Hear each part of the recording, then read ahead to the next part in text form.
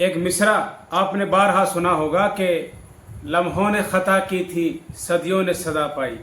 हमारे मुल्क में कुछ गलती हमारे बड़ों से, हमारे असलाफ से, हमारे ज़िम्मेदारान से, हमारे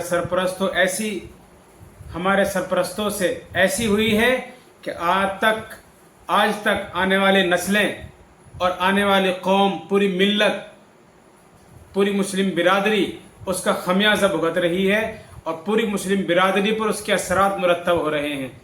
सबसे बड़ी गलती ये थी कि आज़ादी के बाद हमें हुकूमत में हिस्सेदार बनना चाहिए था, हुकूमत में हमारी हिस्सेदारी होनी चाहिए थी और हुकूमत में हमारा असर व रसूख होना चाहिए था।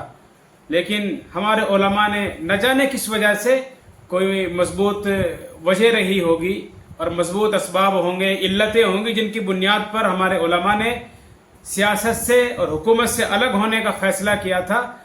लेकिन बहरहाल हमारी कौम के ज़िम्मेदारान ने यह फ़ैसला किया था कि हुकूमत से अलग रहा जाए और अपने दीन को बचाया जाए, अपनी दीनी हमीयत को बचाया जाए, दीनी शिआर को बचाया जाए, इस्लाम को, शरीयत को, शरी निज़ाम को, शरी कानून की हिफाजत कर ली जाए। इस वजह से हमारी कौम, हमारी मुस्लिम बिरादरी और हमारा मुस्लिम समाज हुकूमत से और सियासत से दूर रहा। इसका नुकसान ये हुआ कि अभी तक हम दूसरों के मोहताज हैं, सियासी एतबार से दूसरों के दस्ते निगर हैं, दूसरों के सामने ललचाई हुई निगाह से देखते हैं और दूसरों की मर्ज़ी पर हमारी मर्ज़ी मुनहसर होती है। हमारे मुस्तकबिल का फ़ैसला दूसरे करते हैं, हमारी मईशत का फ़ैसला दूसरे करते हैं, हमारे बच्चों की तरक्की, हमारे बच्चों की खुशहाली दूसरों की रहीन मिन्नत होती है और जिसका नुकसान दिन ब दिन बढ़ता जा रहा है। और अगर इस नुकसान की भरपाई न की गई, इस गलती को सुधारा ना गया, तो ये गलती जो हमारे बड़ों से अनजाने में हुई या ख़ास वजूहात की वजह से हुई, अगर हमने इस गलती की इस्लाह न की, हमारी आने वाली नस्लें बड़ी परेशान हो जाएगी और बड़ी परेशानी का शिकार हो जाएगी। आप जानते हैं वो गलती क्या है?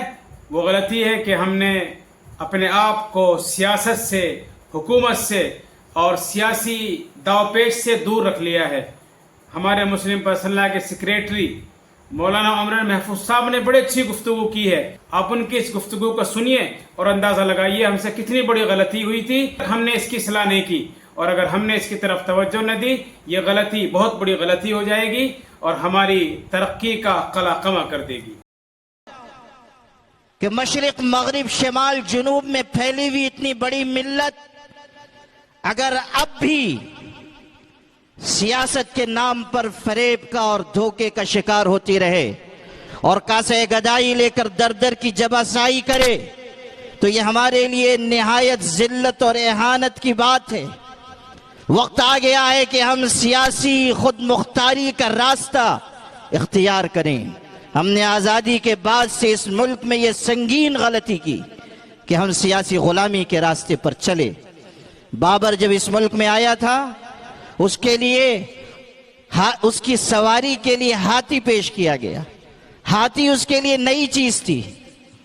उसने हाथी पर एक छलांग लगाकर वो हाथी पर बैठा और उसने फीलबान से कहा कि मुझको लगाम दे दो। फीलबान ने हाथ जोड़े और कहा, हुजूर ये घोड़ा नहीं है, ये हाथी है, इसे मैं ही लेकर चलूंगा। तो वो शख्स, वो ज़हीन शख्स दूसरी छलांग लगाकर हाथी से नीचे उतर आया और उसने ये तारीखी जुमला कहा था कि बाबर उस सवारी पर कभी सवार नहीं होता जिसकी लगाम दूसरे के हाथ में हो। हमने वो रास्ता और तरीका इख्तियार किया सियासी गुलामी का और उन सियासी सवारियों पर हम सवार हुए जिनकी लगाम दूसरों के हाथ में है। अगर मसाइब व मुश्किलात के मरहलों से गुजर कर अब भी हम न जागे और हमने अपनी सफ़ों में इत्तेहाद न पैदा किया और अब भी हम अगर रंग व नस्ल और ज़ात बिरादरी और मसलक व मशरब के फ़र्क से बाला तर होकर मिल्लत वाहिदा बनने के लिए आमादा और तैयार न हुए, तो समझ लीजिए कि आपके लिए इस मुल्क में इज्जत और सरबुलंदी का कोई फैसला नहीं हो सकता। बातों से, नारों से और जज्बात और उमंगों से किसी कौम की तकदीर नहीं बदलती। कौमों की तकदीर अगर बदलती है तो हुस्न नीयत और हुस्न अमल से बदला करती है। इत्तेहाद से, इत्तेफाक से बदला करती है।